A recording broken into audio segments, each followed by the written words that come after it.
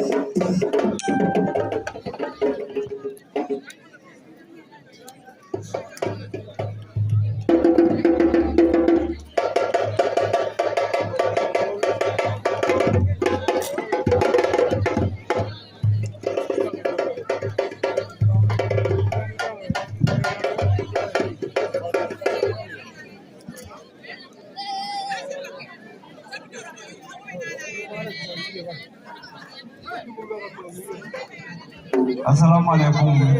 afom jam ñaajo ino simna sa tefe fof commencé itno chef de village simna imam da ino simna président fe jom tesane jam ñaajo Faba Madi Diouf simna commission fe andona e deno ngeno ko organisation fe ga xaye